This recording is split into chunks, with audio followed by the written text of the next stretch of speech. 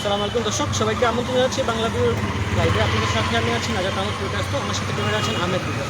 দর্শক, আপনারা যে মুহূর্তে দেখছিলেন এই ক্যাপশনে, সিলেটের এয়ারপোর্ট থানার একটি পরিবারের প্রায় 8জন ওষুধ বিষক ঘুমের ওষুধ বা খাবারের বিষক্রিয়ার কারণে জেনেছি গত শুক্রবার রাতে আসলে খাবারের পর তারা আসলে অসুস্থ হয়েছেন। আজকে সকাল 7টা থেকে তাদেরকে ইসমানিতে ভর্তি করা হয়েছিল। আমি যেটি জেনেছি খাবারে ঘুমের ওষুধজনিত কারণে তাদেরকে আসলে যেটি হচ্ছে তাদেরকে অসুস্থ হচ্ছিলেন, তারপর তারা উসমানিতে ভর্তি করেছে। আমাদের সাথে একজন আছেন যেই পরিবারের যে ইউনিট যে অসুস্থ হয়েছেন, তাদের একজন পরিবার সদস্য আছেন। আমরা আসলে ওনার সাথে কথা বলবো, জানার চেষ্টা করবো আসলে মূল বিষয়টি আসলে কি, আসলে উনি আসলে বিস্তারিত কি জানেন বিষয়টি নিয়ে। আচ্ছা, বলবেন আমাকে আসলে কি ঘটনাটা আসলে কি, আসলে কয়জন অসুস্থ হয়েছেন? ঘটনাটা আসলে টোটাল 8জন অসুস্থ হয়েছেন। তো এখানে ছিল আর কি আমার পরিবারের 3জন এবং আমার পাশের যে ইউনিট ছিল তাদের পরিবারের আর কি 5জন। তো ঘটনাটা হয় কি, রাতে খাবারের পরে আধা ঘন্টা 1 ঘন্টা পরে তারা সম্পূর্ণভাবে অসুস্থ হয়ে পড়ে। প্রথমে মাথা ঘুরানো, একটু কুমকুম ভাব এরকম থাকে।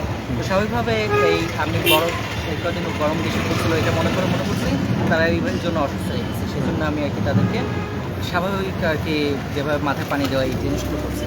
হঠাৎ রাত্রে 3:30টার দিকে আমার আম্মু চিৎকার করে ওঠে। আমি দৌড় দিয়ে গিয়ে দেখি কি ওনাদের রুমের মাঝের জানালাটা আর কি কপারটা খুলে ফেলা হয়েছে জোরে কোনো কিছু যে চার দিয়ে। তখন আর কি আমার মাথায় করে যে তারা হয়তো বা এটা আগের থেকে, কারণ একসঙ্গে 3জন অসুস্থ হয়ে গেছে পাশাপাশি এখানে এই অবস্থা। তো তখন আমি তাদেরকে সাথে সাথে তেঁতুলের শরবতটা খাওয়া যাতে এটা হয়। এরপরে আমি খুঁজতে গিয়ে দেখি রান্নাঘরের জানালার আর কি বানানোর জন্য এক ধরনের নেট লাগানো থাকে। তো সেই নেটটা এক অংশ কাটা, যেখানে ভাতের আর কি পাতিলটা থাকে তার পাশে কাটা এবং সেখানে কিছু সাদা পাউডার করে আছে। আমি পাশের ঘরে এদেরকে ডাকাডাকি করি এবং আমার পাশের ঘরের ভাইয়াকে বাইরে থাকে ওনাকে আমি কল দিই। উনি খুব কুইকলি আসার পরে দেখি যে ওনাদের বাসার সবাই অজ্ঞান এবং ওনাদের বাসায় আর কি গ্রিলটা কেটে ঢুকে ওনাদের বাসায় সব কিছু নিয়ে গেছে। আমাদের বাসায় সব কিছু নিয়ে যেত যদি আর কি আমি সজাগ না থাকতাম। আমি ওই দিন আর কি দুপুরের খাবারটা আমি খাই, রাতের খাবারটা আর খাই না, যার কারণে আর কি আমি সুস্থ ছিলাম এবং বাকি সবাই যারা ওই ভাতটা খেয়েছিল তারা 3জনই অসুস্থ হয়ে পড়ে।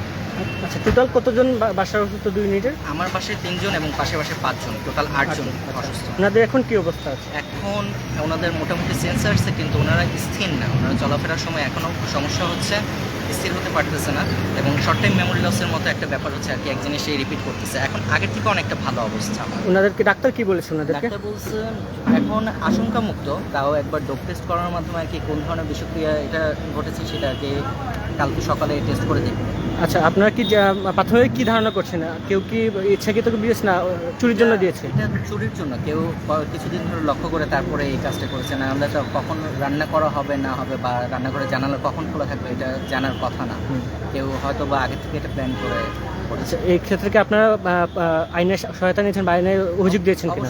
এখন পর্যন্ত দেওয়া হয়নি, কারণ আমরা রোগীকে নিয়ে আর কি ব্যস্ত ছিলাম। আমরা অবশ্যই কালকে যাবো, কালকে এটা নিয়ে বিস্তারিত করবো। পুলিশের সাথে এখানে আলোচনা করা হয়েছে, তাদেরকে আমরা বিস্তারিত জানিয়েছি। কালকে অফিসিয়ালি একটা আর কি রিপোর্ট আমরা জমা দেবো মামলা।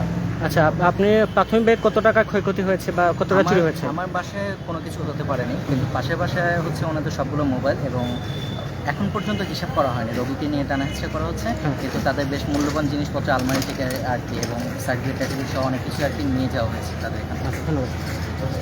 দর্শক, আপনারা যেমনটি দেখছিলেন, আমরা জানার চেষ্টা করছিলাম সিলেটের যে এয়ারপোর্ট থানার একটি বাসার 2টি ইউনিট থেকে টোটাল 8জনকে আসলে উসমানিতে ভর্তি করা হয়েছিল, যেটি বলেছিল চুরির প্ল্যান করে আসলে এখানে ওনাকে ভর্তি করা হয়েছিল।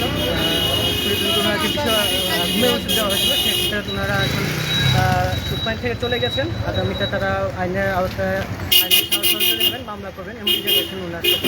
বাংলা লাইভ এখানে শেষ করছি, আগামীতে আবার দেখা হবে। তখন সবাই ভালো থাকুন, সুস্থ থাকুন, বাংলাদেশ সাথে।